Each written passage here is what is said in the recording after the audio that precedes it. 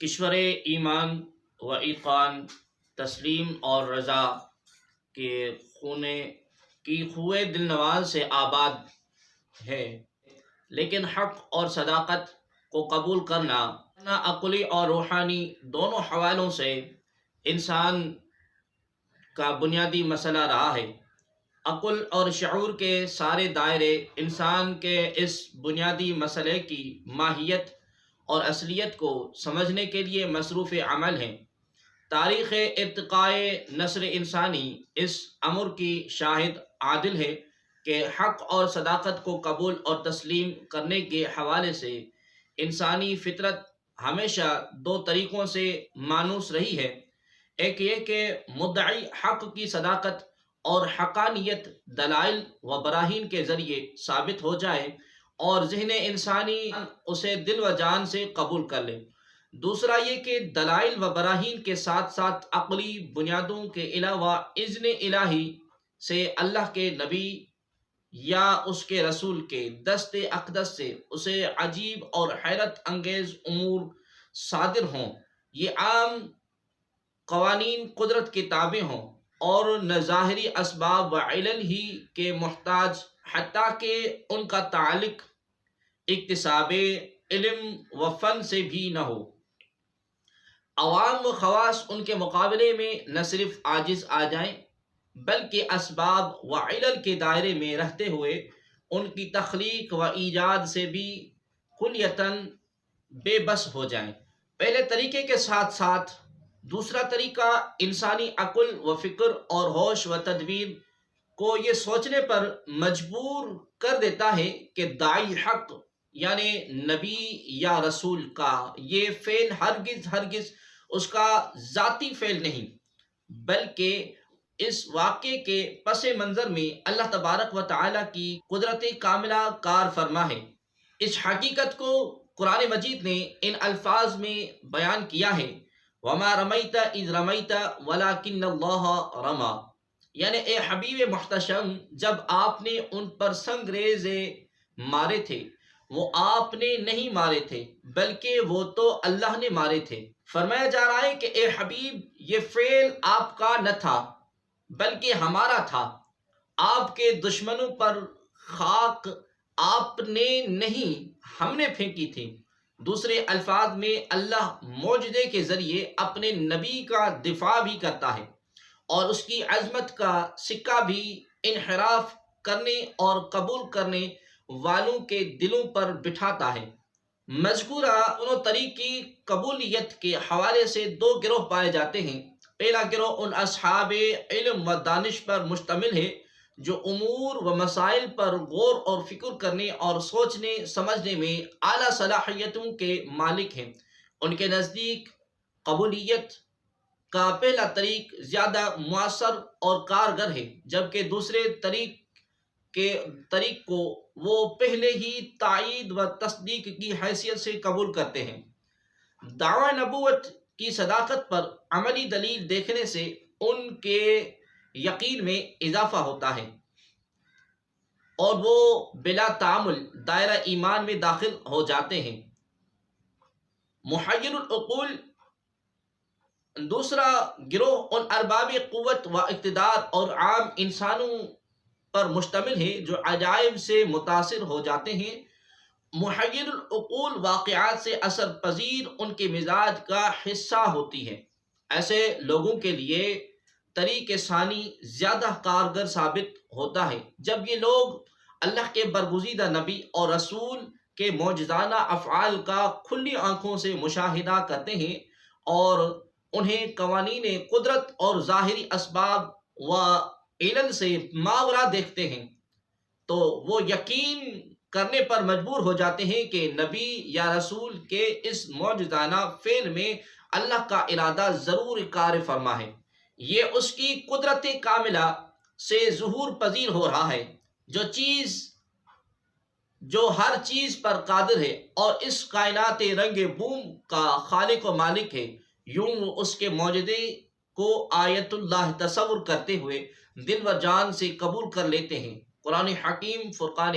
مجید نے اکثر مقامات پر پہلے طریق ہی کو حجت اللہ برہان اور حکمت کے الفاظ سے تعبیر کیا ہے۔ سورہ انعام میں اس اسلام کی بنیادی عقائد بیان کرنے کے بعد فرمایا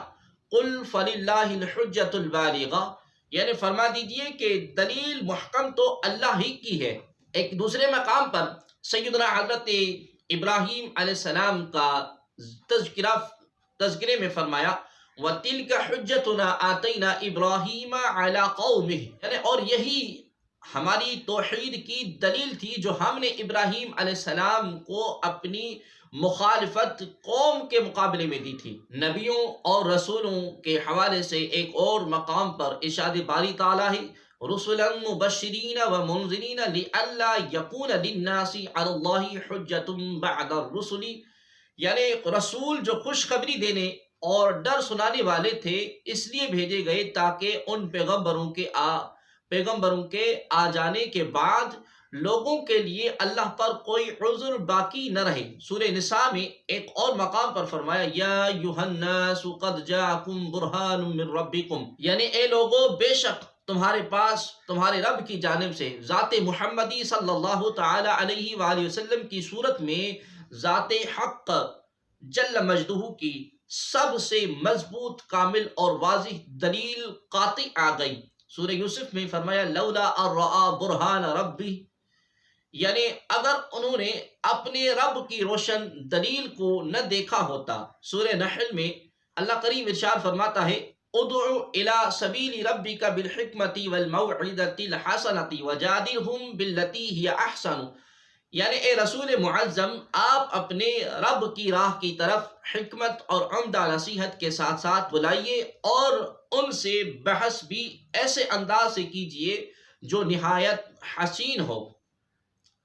سورہ نساء ہی میں ایک اور مقام پر ارشاد فرمایا وَأَنزَلَ اللَّهُ عَلَيْكَ الْكِتَابَ وَالْحِكْمَةَ، یعنی اور اللہ نے آپ پر کتاب اور حکمت نازل فرمائی۔ قرآن کی کائناتی اسلوب کا ایک منفرد وصف یہ بھی ہے کہ اس میں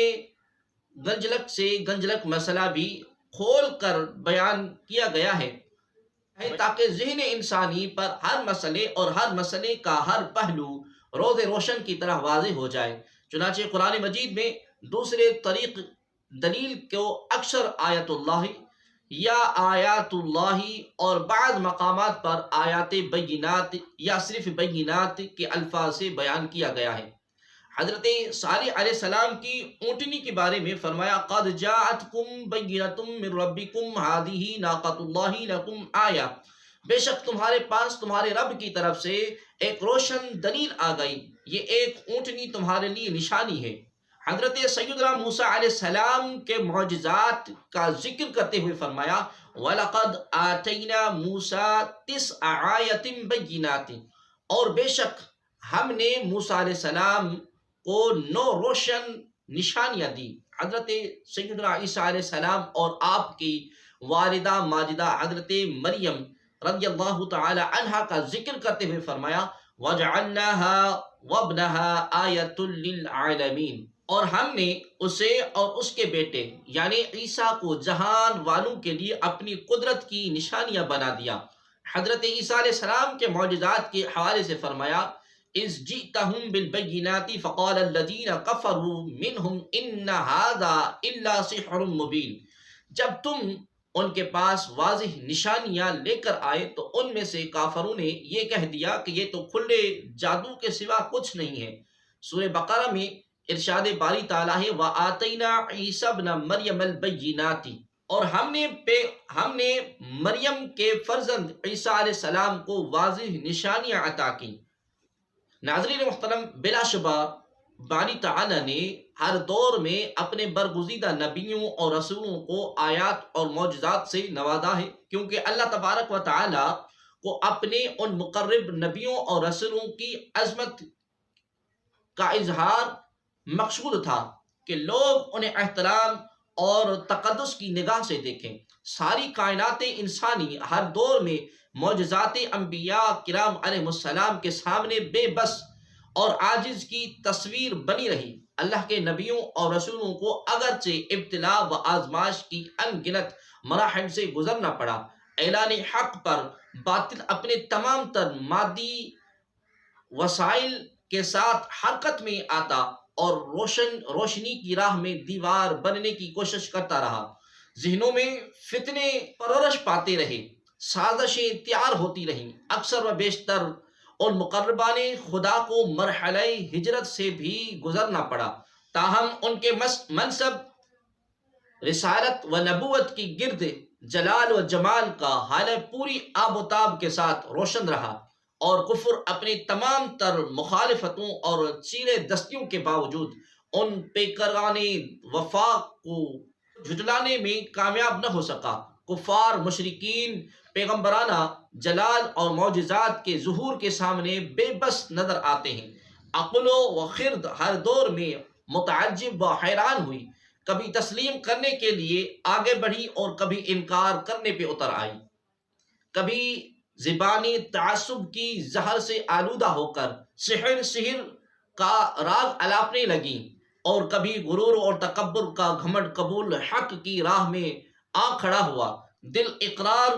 اور زبانیں انکار کرتی رہیں، چونکہ معجزہ ایک ابدی حقیقت ہے، اس لیے قبول حق سے انکار کے باوجود اسے دل سے جھٹلایا نہیں جا سکتا۔ مقصد ضرورت اور افادیت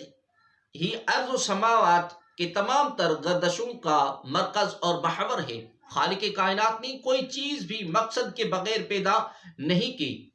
یہ الگ بات ہے کہ ہماری عقل کسی چیز کی غایت تخلیق کے تمام تر پہلوؤں کا احاطہ کرنے سے قاصر رہتی ہے۔ اب سوال یہ پیدا ہوتا ہے کہ ضرورت معجزہ کیا ہے؟ عقل کو عاجز کر دینے والے واقعات اور مشاہدات کے ظہور سے کیا مقصود ہے؟ دوسرے لفظوں میں، منزل حق کے لیے ہدایت آسمانی کے فروغ میں اور نبی یا رسول کی عظمت و فضیلت کے اظہار میں معجزے کی اہمیت اور افادیت کیا ہے؟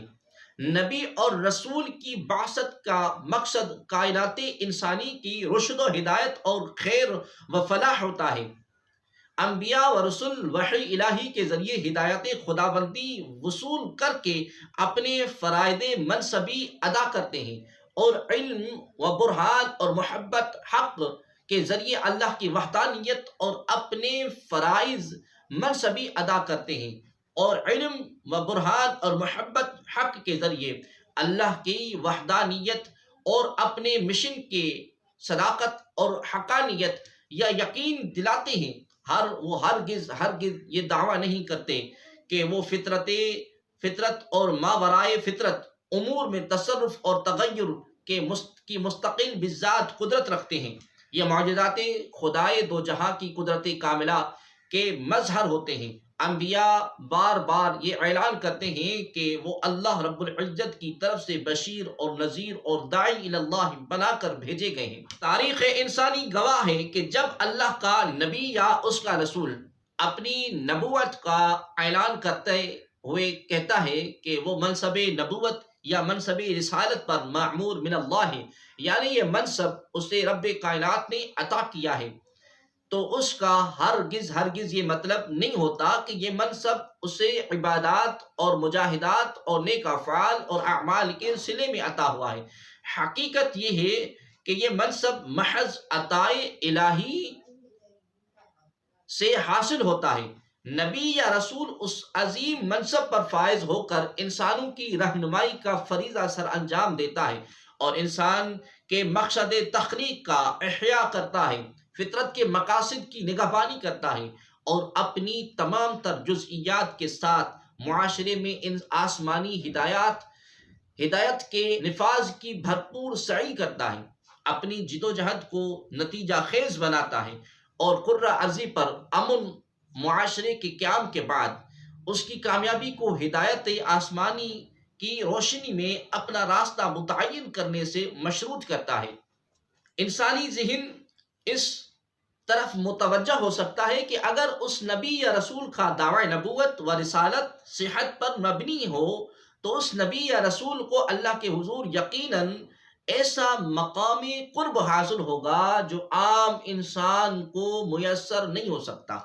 اب آتے ہیں کہ ضرورت معجزہ کیا ہے۔ نمبر 1، انسانی ذہن اس طرف متوجہ ہو سکتا ہے کہ اگر اس نبی یا رسول کا دعوی نبوت و رسالت صحت پر مبنی ہو تو اس نبی یا رسول کو اللہ پاک کے حضور یقیناً ایسا مقام قرب حاصل ہوگا جو عام انسانوں کو میسر نہیں آ سکتا۔ نمبر 2، تاریخ شاہد عادل ہے کہ اللہ کے نبیوں اور رسولوں کی دعوت تبلیغ سے باطل کے ایوان لرز اٹھتے اور فرسودہ نظام کی دیواروں میں دراڑیں پڑ جاتی، ظالمانہ رسم و رواج اور عقائد باطلہ کے خلاف صدائے احتجاج بلند کرنا اور پھر باطل کے ہر نشانی کو مٹانے کے لیے عملاً میدان کارزار میں سینہ سپر ہونا اور اپنے وقت کے باطل استحصالی قوتوں کو للکارنا ان برگزیدہ ہستیوں کے کار نبوت میں سر فہرست رہا ہے۔ نمبر 3، ذہن انسانی میں ابھرنے والی ان گنت شکوک و شبہات کا ازالہ معجزے کے ظہور سے ہوتا ہے۔ یہ اللہ اور اس کے نبی کے درمیان ایک روحانی واسطہ اور رابطہ کی علامت بھی ہے۔ اللہ کے نبیوں اور رسولوں سے ماورائے فطرت اور خارق عادات امور کا صدور ان دعوی نبوت کا ثبوت بھی ہے۔ معجزات دراصل قرب الہی کی نشانی اور تائید غیبی کے مظہر بھی ہوتے ہیں۔ نمبر 4، انبوہ اولاد میں ایسے گروہ اور طبقات بھی ہوتے ہیں جو خود بھی نشے اقتدار و قوت میں مبتلا ہوتے ہیں اور زبان بھی اقتدار اور قوت ہی کی سمجھتے ہیں۔ ان پر کوئی امر حق اس وقت تک مؤثر نہیں ہوتا جب تک ان کے تکبر و رعونت کو غیبی ٹھوکر سے جگایا نہ جائے اور ان کے شعور کو فطرت کے جلال و جمال کے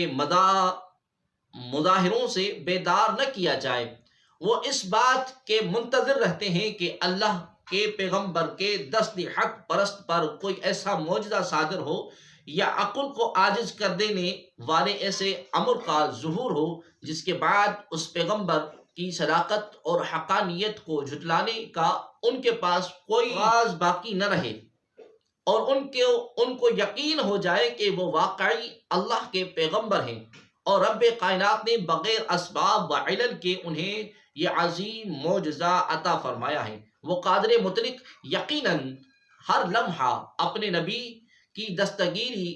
کر رہا ہے۔ اس نبی کو اب خالق کی ہر تائید غیبی حاصل ہے۔ متکلمین نے دعوی نبوت اور معجزہ کے مابین تعلق کی وضاحت کرتے ہوئے یہ مثال بیان کی ہے کہ جب کوئی شخص یہ دعویٰ کرتا ہے کہ فلاں بادشاہ نے اسے اپنا نائب مقرر کر کے بھیجا ہے تو اس علاقے کے لوگ قدرتی طور پر یہ مطالبہ کرتے ہیں کہ مدعی نیابت اپنے دعویٰ کی صداقت میں کوئی سند یا علامت پیش کرے، انہیں شاہی فرمان دکھائے تاکہ وہ مطمئن ہو کر اسے اپنا حاکم تسلیم کر لیں۔ اس کی حاکمیت کو تسلیم کرنا دراصل بادشاہ کی حاکمیت کے سامنے گردن جھکانا ہے جس کا وہ نمائندہ ہوتا ہے۔ کسی نبی یا رسول پر ایمان لانا یا اس کے دست حق پرست سے کسی معجزے کو رونما ہوتے دیکھ کر اس کی صداقت پر ایمان لانا دراصل اس قادر مطلق کی توحید پر ایمان لانا ہے جس کی قدرت کاملہ سے اس نبی سے یہ معجزہ صادر ہو رہا ہے۔ یا یوں کہنے کہ مدعی نیابت ایک طرف لوگوں کو اگر اپنی سند دکھاتا ہے تو دوسری طرف انہیں اپنی کسی خاص نشانی کا مشاہدہ بھی کراتا ہے تاکہ دیکھنے والی آنکھ کو یہ یقین حاصل ہو جائے کہ یہ شاہی نشانی بادشاہ کی توثیق کی مظہر ہے۔ بادشاہ کی انگشتری یا مہر حکومت اس شخص کو مل سکتی ہے جس کو بادشاہ اپنی نیابت کے اعزاز سے سرفراز کرے۔ معجزہ اس عظیم ہستی کے ہاتھوں سے صادر ہوتا ہے جسے منصب نبوت و رسالت پر فائد کیا گیا ہو۔ معجزے کا صدور اللہ کے نبی اور رسول ہی سے ممکن ہے۔ معجزہ کسی غیر نبی سے صادر نہیں ہوتا۔ معجزہ آیت الہی ہوتا ہے اور اللہ تبارک و تعالیٰ کی قدرت متعلقہ کا آئینہ دار ہوتا ہے اور اس کا ظہور اس پروردگار کے اذن سے انبیاء و رسول سے صادر ہوتا ہے۔ ان سے معجزے کا مطالبہ یا تو تلاش حق کے لیے ہوتا ہے کہ معجزے کا ظہور دیکھ کر دولت ایمان نصیب ہو، یا پھر یہ مطالبہ محض تعصب، حسد اور بغض کی بنا پر ہوتا ہے تاکہ متحرفین اور منکرین میں خواہش معجزے کی عدم دستیابی کی صورت میں اللہ کے برگزیدہ رسول کو جھٹلا سکیں۔ یہی وجہ ہے کہ صدور معجزے کی صورت میں معجزہ دیکھ کر بھی وہ ایمان کی روشنی سے محروم رہتے ہیں۔ ان کے تعصب، حسد اور بغض میں انکار کا مزید عنصر داخل ہو جاتا ہے اور ان کے دلوں پر قفل پڑ جاتے ہیں، جبکہ سعید روحیں معجزے کو دیکھ کر پکار اٹھتی ہیں، آمنا برب ہارون و موسیٰ، ہم ہارون اور موسیٰ کے رب پر ایمان لائے۔ اس کے برعکس بدبخت اور دولت ایمان و ایقان سے محروم روحیں عناد و دشمنی کی تاریک میں ڈوب کر کہتی ہیں، ان ھذا الا سحر مبین، ہم صریح جادو کے سوا کچھ نہیں، یہ صریح جادو کے سوا کچھ نہیں۔ عقل والے سوچتے رہ جاتے ہیں کہ عشق والے جھک جاتے ہیں، عقل والے سوچتے رہ جاتے ہیں اور عشق والے جھک کر اوج ثریا کو پا لیتے ہیں اور بام فلک کو چھو لیتے ہیں۔ اقرار نبوت بذات خود ایک بہت بڑا اعزاز ہے۔ اس اقرار کے سامنے سب اقرار ہیچ ہے، کیونکہ اس اقرار کی بدولت دین بھی ملتا ہے اور دنیا بھی ملتی ہے، توحید کی دولت بھی مقدر بنتی ہے اور رسالت کی ثروت بھی نصیب ہوتی ہے۔